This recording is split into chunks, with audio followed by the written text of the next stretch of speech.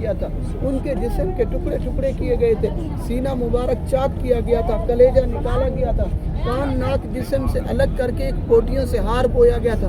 حضور جب اپنے پیارے چچا کی مظلومانہ شہادت دیکھی تو حضور رنجیدہ ہوئے، آنکھوں سے آنسو بہنے لگے۔ اللہ کی طرف سے حکم ہوا کہ اے نبی جی آپ پریشان نہ ہوں، آپ کے چچا کو ہم نے لقب دیا ہے سید الشہداء، سید الشہداء۔ دنیا میں جتنی بھی لوگ شہید ہو کر آئیں گے آپ کے چچا ان کے سردار ہوں گے۔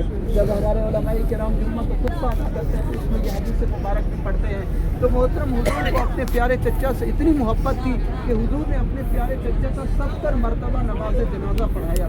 محترم یہاں پر 70 صحابہ شہید ہوئے، بالخصوص امام الانبیاء ہمارے آقا علیہ السلام کے دندان مبارک بھی اس غزوہ احد میں شہید ہوئے تھے۔ ایک ظالم نے حضور کے چہرے مبارک پر یہاں پتھر پھینکا تھا تو حضور کے دندان مبارک بھی یہاں شہید ہوئے تھے۔ حضرت سیدنا مصعب ابن عمیر رضی اللہ تعالیٰ عنہ کو بھی یہاں شہید کیا گیا تھا، عبداللہ ابن جہش رضی اللہ تعالیٰ عنہ کو بھی یہاں شہید کیا گیا تھا۔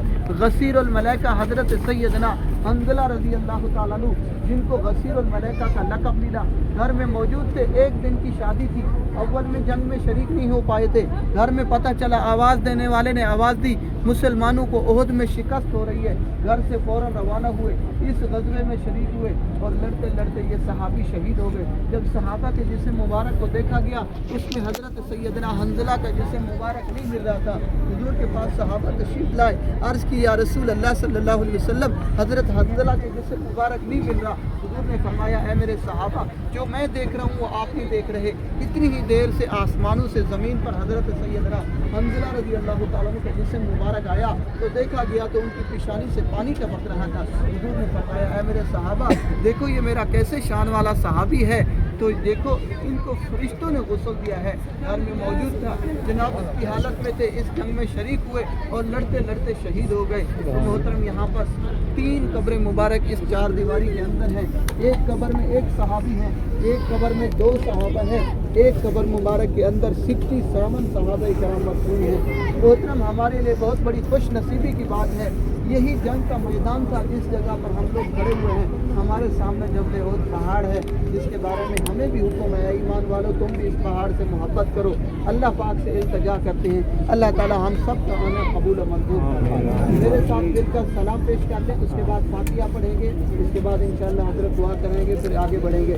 السلام علیکم امیر حمزہ رضی اللہ تعالی عنہ، السلام علیکم یا مصعب ابن عمیر رضی اللہ تعالی عنہ، السلام علیکم یا عبداللہ ابن جہش رضی اللہ تعالی عنہ، السلام علیکم یا شہداء احد رضی اللہ عنہم اجمعین، السلام علیکم یا اہل الدیار من المؤمنین والمسلمین وإنا إن شاء الله للاحقون، اسأل اللہ لنا ولکم العافیہ۔ پہلے ہم نے سلام پیش کیا، پھر عربی زبان میں اے جانے والے آپ چلے گئے ان قریب بہت ہی جلد ہم آپ کے اللہ تعالیٰ ہم کو دل سے تسلیم کرنے کی توفیق عطا فرمائے۔ آپ نے رات کو بھی قرآن مجید کی تلاوت کی ہوگی، صبح بھی کی ہوگی، قبروں کی نشاندہی کر دیں۔